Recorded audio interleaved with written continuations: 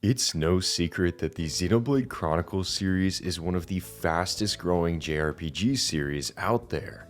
The Nintendo Switch has been instrumental in pushing this series to new audiences, leading to a total of 7.17 million units sold on Nintendo Switch alone since September 30th, 2024. It's hard to even begin to describe just how monumental this is, not only for the Xenoblade series, but for Monolith Soft as a company. Later this year, we'll be diving into the complete history of Monolith Software in a brand new Beyond the Conduit episode. However, today's episode of Beyond the Conduit is going to focus on the one thing that changed Xenoblade and Monolith Soft forever: the release of Xenoblade Chronicles in North America and a little project called Operation Rainfall. Welcome to episode 9 of Beyond the Conduit, and let's dive into why the Xenoblade Chronicles series is a miracle.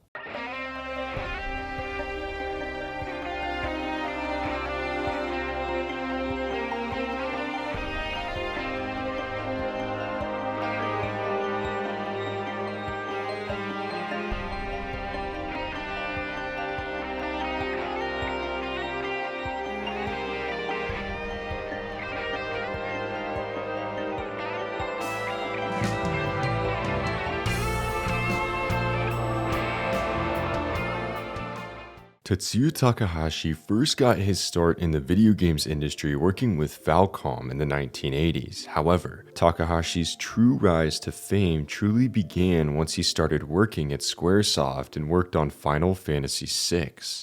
Not only did he create the iconic Magitech armor design from the opening of Final Fantasy VI, but Takahashi also served as the graphics director for Chrono Trigger, one of the most beloved RPGs of all time. Suffice to say, the man had built a resume by the time 1995 came around. This was the year that everything would change for Tetsuya Takahashi with the creation of Project Noah. This project, which would eventually be called Xenogears, with Xeno meaning alien, would shape the rest of Tetsuya Takahashi's career, but no one knew that at the time. Takahashi and the team behind Xenogears fought many development struggles in the midst of making Xenogears, and despite this, still managed to release a complete story even if there were numerous compromises along the way. Something that isn't necessarily common knowledge is the fact that Xenogears almost never made it to North America due to sensitive religious issues, which mostly derive from the heavy biblical references found in the game. This was a monumental release across the industry for many reasons, with one being that the English translation was the first time ever where an English localization team worked directly with the developers at Squaresoft. Xenogears turned out to be a commercial success in both the United States and Japan. However, it just wasn't enough. After the booming success of Final Fantasy VII, Squaresoft made it clear that Final Fantasy was the focus, meaning Tetsuya Takahashi would not have a chance to create Xenogears sequels. As a result, Monolith Soft was founded in October 1999 in hopes of making the concept of Xenogears 2 a reality. That dream materialized with the Xenosaga series, made in partnership with Bandai Namco. From 2002 to 2006, Xenosaga Episode 1, 2, and 3 were released amidst a few other spin-offs. While the original plan was for 6 separate Xenosaga episodes similar to the 6-episode structure of Perfect Works for Xenogears, Xenosaga was ultimately cut down to 3 episodes due to time constraints, budget, and other factors such as reception. Following the release of Xenosaga Episode 3, morale overall at Monolith was at an all-time low. When the company was first established, Monolith Soft worked extremely close with Namco founder Masaya Nakamura. I could give my own thoughts on the matter and explain the creative freedom that Nakamura provided Monolith, but instead, I'm going to read an excerpt of an interview with Hirohide Sugiura, one of the 3 founders of Monolith Soft and its current president. When Monolith Soft was established, it was actually Namco founder Masaya Nakamura who took great care of us. Nakamura-san's thoughts on creation was very relatable. He treated us well and talked to us about all kinds of things. After his retirement, there was a new atmosphere, which is a given, but I felt there was a change from Nakamura-san's grand ideas. That was evident in the merger of companies, change of management, and so on. It must have been a difficult matter. It really was, and we couldn't deviate too much from one or the other. However, when we were given the choice, we had a strong feeling of wanting to continue making something original, which was also one of the reasons we started the company in the first place. So we wondered, what should we do? That's when we received consultation from Nintendo's then managing director Shinji Hatano. Hatano-san told us, just go out there and make something that can't be found elsewhere in the industry, something original with an independent spirit. That was just the thing Monolith Soft looked to accomplish. And that's when it was decided that we would become a subsidiary of Nintendo. The chase for creative freedom was vastly important to everyone at Monolith Soft, and this drove that decision. In April 2007, it was announced that Nintendo purchased the majority of Monolith Soft shares from Namco Bandai Holdings. This led Nintendo to hold a 80% stake in the company, with Namco Bandai holding 16% and the Monolith Soft founders holding the remaining 4%. While Monolith developed a few titles in 2008, such as Super Robot Wars OG Saga Endless Frontier, the company's true defining moment came with the development of Monado, Beginning of the World. Development for this title actually began in 2007, with the original concept coming in June 2006 when Takahashi wondered what happened if people lived on the bodies of gigantic gods. While Monado Beginning of the World was officially revealed at E3 2009, Nintendo would announce the game's official title in January 2010 as Xenoblade. There's actually quite a lot of misinformation about how the Xenoblade name came to be, with many pointing to a quote from then Nintendo president Satoru Iwata about this idea that Iwata himself changed the name to Xenoblade to honor Tetsuya Takahashi. However, this is largely misinformation, as in the investors meeting, Satoru Iwata simply shares that the game has been renamed to Xenoblade and confirms it is Tetsuya Takahashi's new game where he's poured all his strength into. Regardless of whose decision it was and how it came to be, Xeno lived on, somehow, some way. Xenoblade was never meant to be a tie-in to the Xeno series, again, originally being called Monado Beginning of the World. Later on, Takahashi shared that Xeno meant more for him a symbol calling back to the prior works of Monolith Soft over the years, with Xeno specifically meaning different nature and Blade being something tied very close to the narrative, particularly with its ending. Following this investors meeting, Xenoblade was released in Japan on June 10th, 2010. Reception was incredibly positive in Japan, with Xenoblade receiving the Excellence Award at the 2011 Japan Game Awards. Despite this, it would take 9 months after the release of the game in Japan for news regarding a localized release to surface.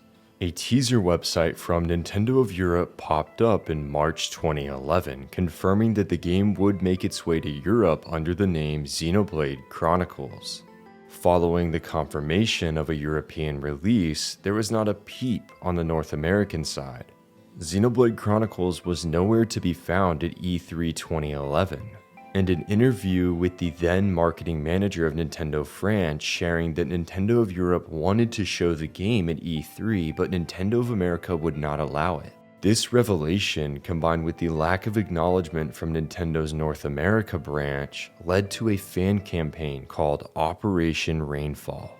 The campaign's goal was to show Nintendo that there was huge demand for Japanese exclusive games in North America.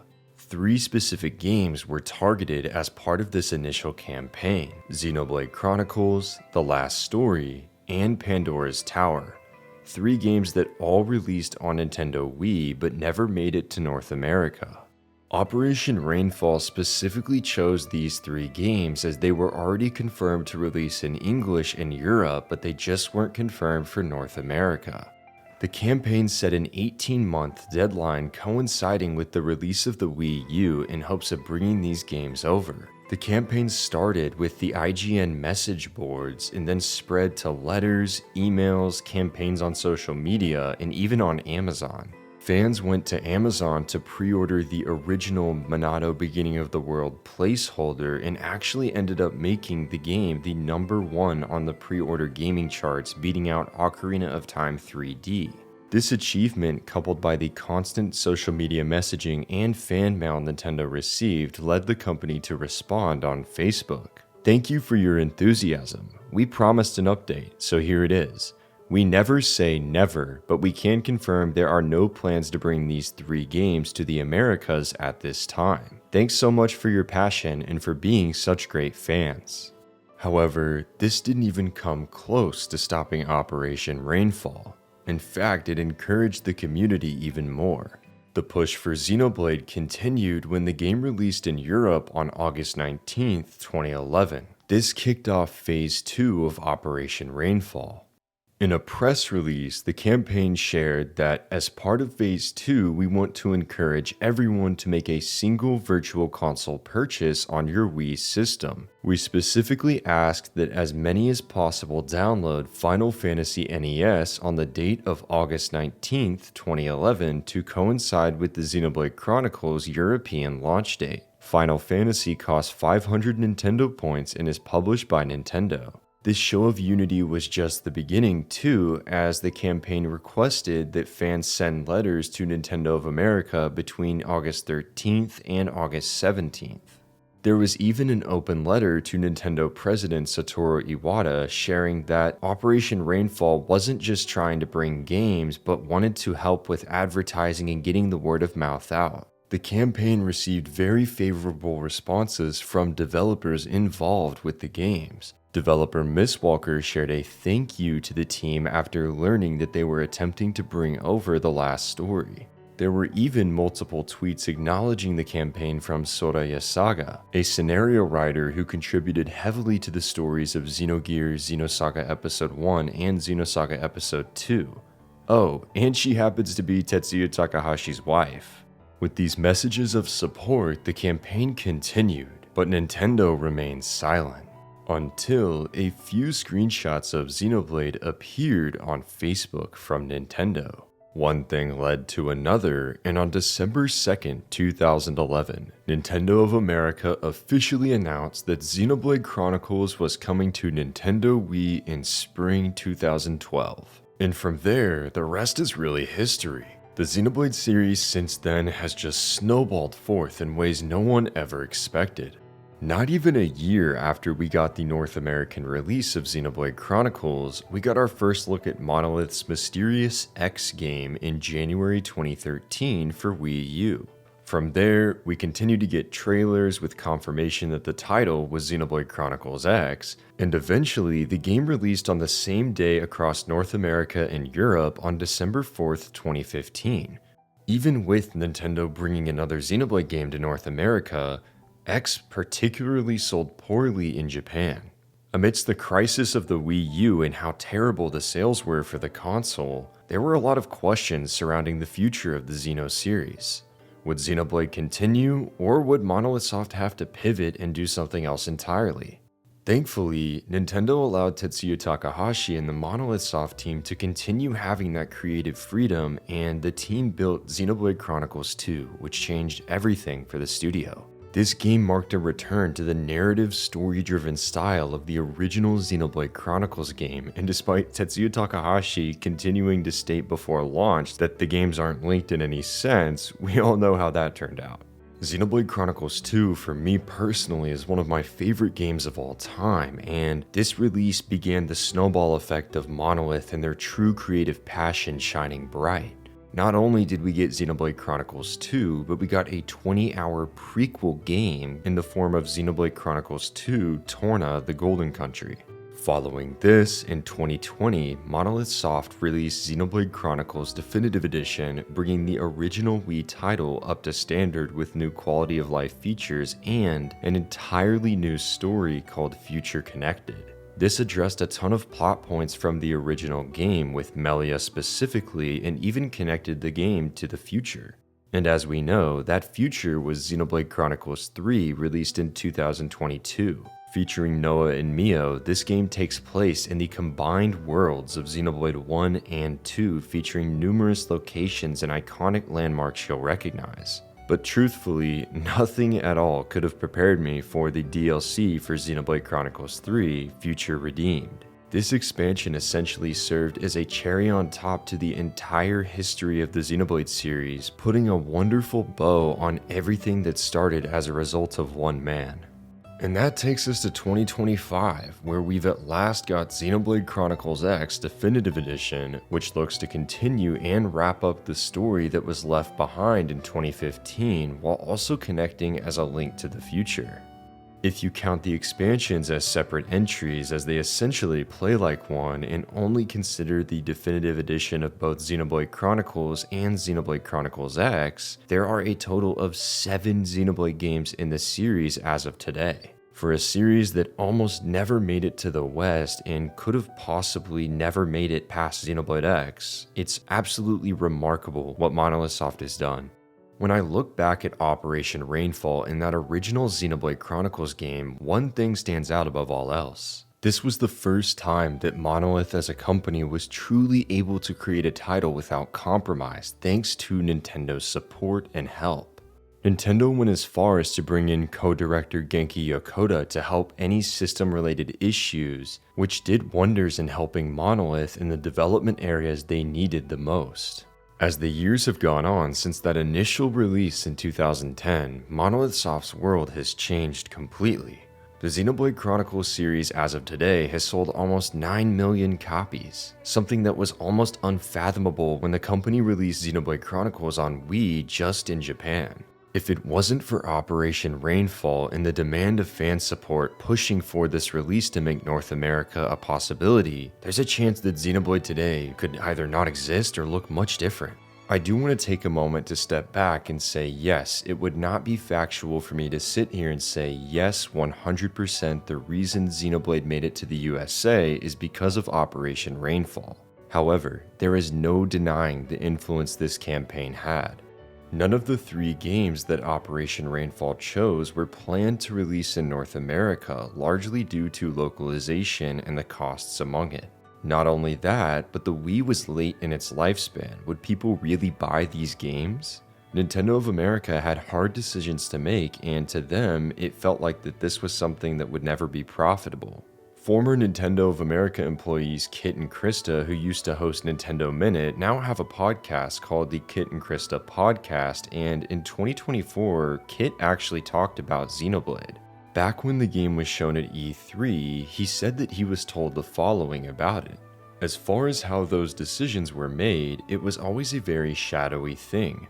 There was a team at Nintendo that made those sorts of decisions that we were not a part of. That was a very executive-heavy group, and they would analyze the market and the potential audience size, all that stuff. It was like flipping a coin. Sometimes these were the right decisions, sometimes they weren't.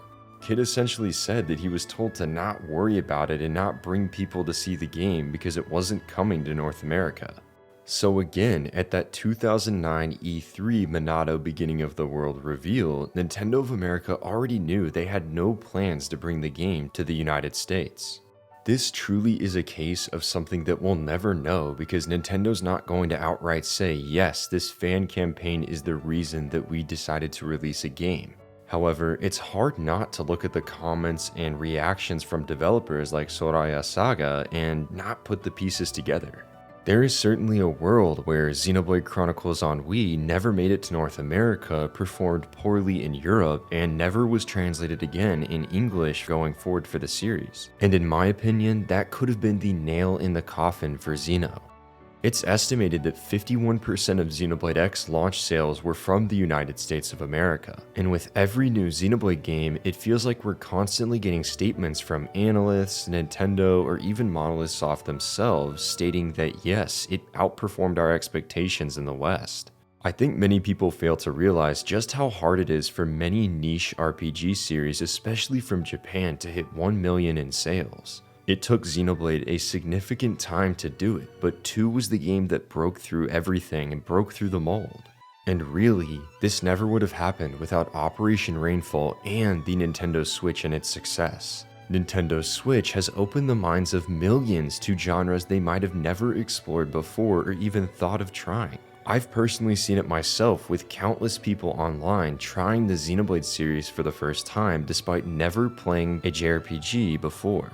And look where that's gotten us.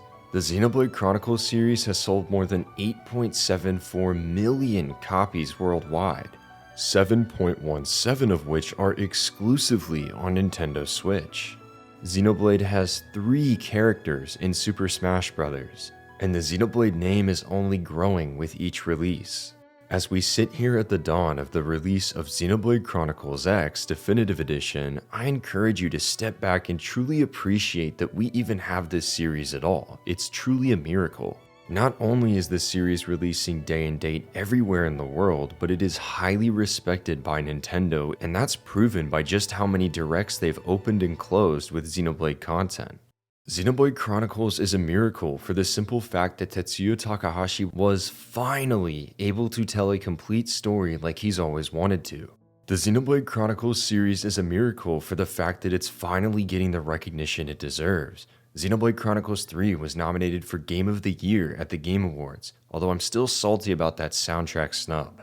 This series is the perfect example of what happens when hard work and creative freedom are combined. In such a vast RPG landscape, the Xenoblade Chronicles series stands tall as a series that has always provided the highest quality of content. There is so much love and passion in every single entry, and you just can't help but feel it each time you open up the game.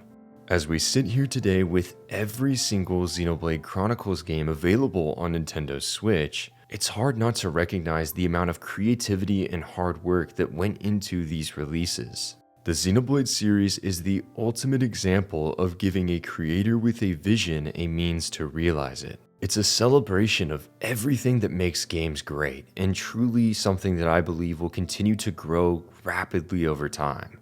As someone who's been a fan of this series for almost 10 years at this point, it's hard to even find the words sometimes to truly describe just how much this series has shaped my life. As we march forward with Nintendo Switch 2 and the inevitable Xenoblade Chronicles 4, I look forward to seeing what other miracles Tetsuya Takahashi and Monolith Soft can create. Thank you so much for tuning into episode 9 of Beyond the Conduit, and we'll catch you next time.